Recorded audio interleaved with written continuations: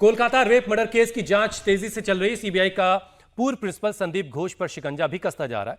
कल RG Kar medical college के पूर्व प्रिंसिपल संदीप घोष का पॉलीग्राफी टेस्ट हुआ। आज आरोपी संजय रॉय का पॉलीग्राफी टेस्ट हो रहा है। सीबीआई की टीम आज सुबह से संदीप घोष के अलग अलग ठिकानों पर रेड कर रही है। इस बीच पीएम मोदी ने कोलकाता में हुई दरिंदगी को लेकर बड़ा बयान दिया। पीएम ने कहा कि महिलाओं से के खिलाफ जो अपराध है वो अक्षम्य है। न महिलाओं के साथ अपराध करने वाले बचने चाहिए, न उनके मददगार। मोदी ने साफ किया कि जिस स्तर पर लापरवाही हुई है, ऊपर से नीचे तक मैसेज साफ साफ जाना चाहिए कि कार्रवाई हो रही है।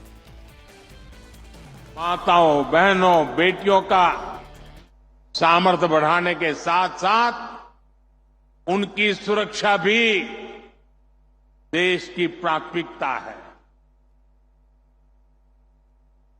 मैंने लाल किले से भी बार बार इस विषय को उठाया है। आज देश का कोई भी राज्य हो, अपनी बहनों बेटियों की पीड़ा को, उनके गुस्से को मैं समझ रहा हूं। मैं एक बार फिर देश के हर राजनीतिक दल से कहूंगा, हर राज्य सरकार से कहूंगा कि महिलाओं के खिलाफ अपराध अक्षम्य पाप है। दोषी कोई भी हो, वो बचना नहीं चाहिए।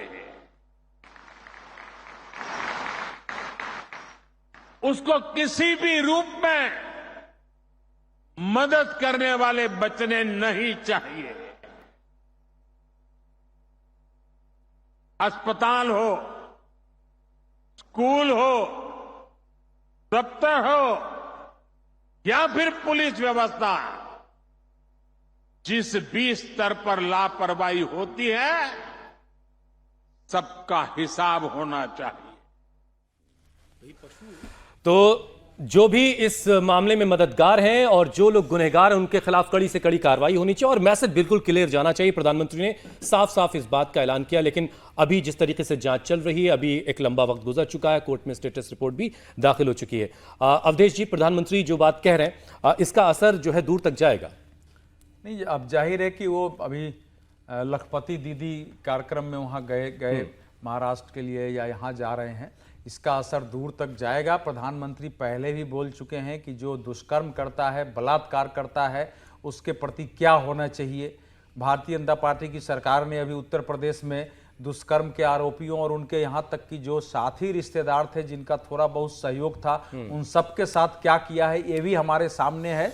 प्रधानमंत्री की भूमिका देश में एक वातावरण बनाने की है। वो जब से प्रधानमंत्री बने हैं, ध्यान देंगे तो महिलाओं को हर दृष्टि से आगे लाने, उनको स्वावलंबी बनाने, उनके अंदर आत्मविश्वास पैदा करने और समाज के अंदर उनके प्रति संवेदनशीलता और सम्मान का भाव पैदा करने के लिए नीति के स्तर पर, राजनीति के स्तर पर और भाषण में उन्होंने बहुत काम किया है।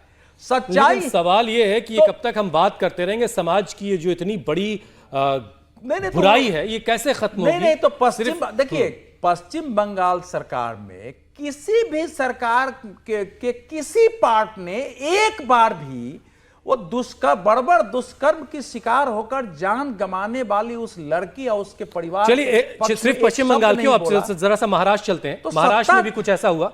महाराष्ट्र के उप मुख्यमंत्री अजित पवार जो हैं, उन्होंने बदलापुर में जो कुछ हुआ, यौन शोषण हुआ बच्चियों का, उस पर अपना गुस्सा जाहिर करते करते कुछ ऐसा कह दिया जिस पर अब विवाद हो रहा है। अजित पवार ने कहा कि जो भी लड़कियों पर हाथ डालता है उसे नपुंसक बना देना चाहिए, उसका प्राइवेट पार्ट काट दिया जाना चाहिए। सुनिए जरा उनको।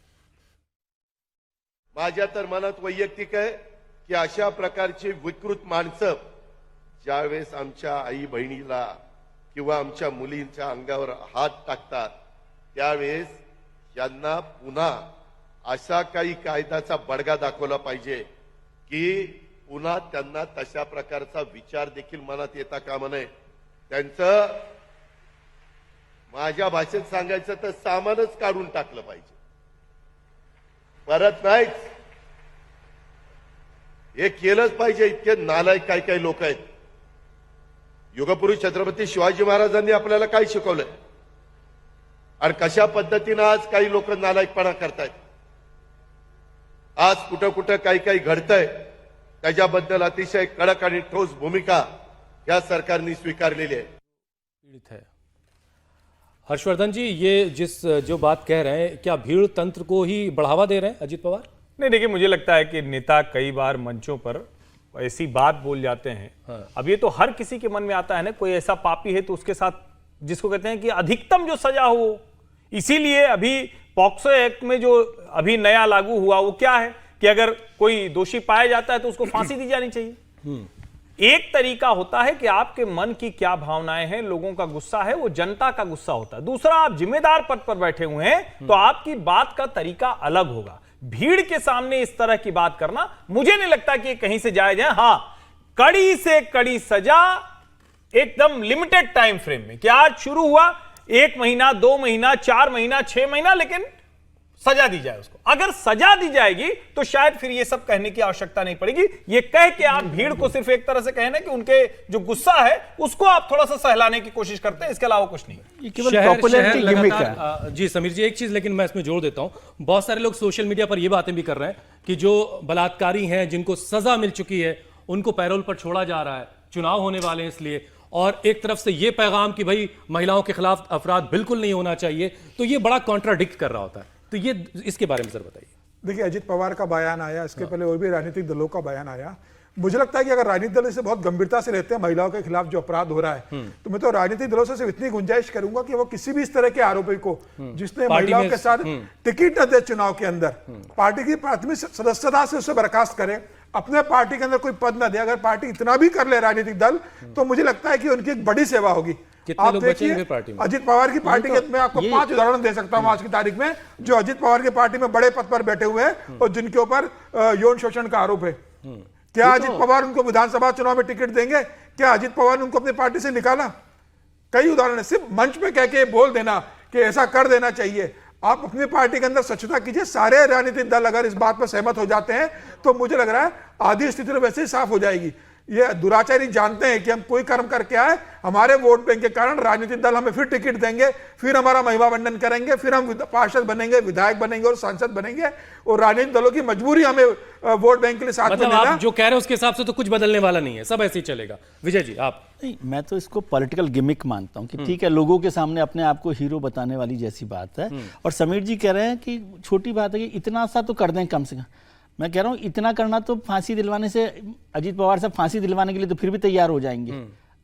उन जो आरोपियों को टिकट नहीं दिलवाना उनके लिए मुश्किल काम है, तो वो तो ज़्यादा मुश्किल काम है। वो बड़ी सजा है कि ऐसा वो कर सके, और वो तो पॉलिटिकल पूरी सफाई हो जाएगी ना, वो तो बहुत मुश्किल है। जो हर्ष जी ने कहा कि आप इसके लिए सीरियस रहें, आप बड़े मंत्री हैं, पद पर हैं, तो करें कि भाई फास्ट ट्रैक पर कैसे काम हो, उन लड़ाइयों के खिलाफ आप कैसे लड़ेंगे। आप सरकार में हो, बदलापुर पर भी तो क्या क्या हुआ है उस पर कैसे कर रहे हैं, वेस्ट बंगाल में क्या कर रहे हैं। और इसको एक एक चीज़ को जोड़ने का कोई मतलब नहीं है कि वेस्ट बंगाल में ममता बनर्जी है, शिंदे है, महाराष्ट्र में, ये तो सारा एक जनरल तरीके से कि हम कैसे महिलाओं को आपका स्टेट और मेरा स्टेट। हाँ। अवधेश जी, एक फाइनल कमेंट आपका।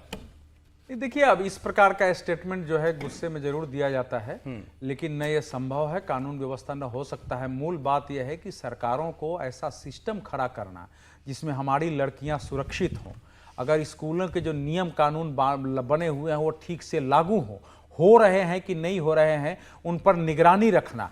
गलतियां तो यही हो रही है, और उसके बाद पुलिस संवेदनशीलता से काम करे, इसका वातावरण बनाए रखना। पूरी संवेदनशीलता वाला जो तो नापने का बाकी कोई नहीं, मीटर बाकी था, काम तो होता है, लेकिन एक सतत, मेरा कहना है कि हर स्टेट गवर्नमेंट समय समय पर लड़कियों की सुरक्षा की दृष्टि से जितनी जगह अभी चिन्हित हो गए हैं पुलिस से लेके, उनके लिए एक ढांचा छोटा सा खड़ा होना चाहिए कि उसका काम अब वही रहे भारत में। वो स्थिति देश में नहीं चलिए, बनी। बेटी बचाओ बेटी पढ़ाओ का नारा गाड़ियों पर लिखा जरूर होता है, लेकिन उसका ग्राउंड पर एग्जीक्यूशन कितना है, वो तमाम ये सारी जो वारदातें होती हैं वो सब हमें बता रही होती है।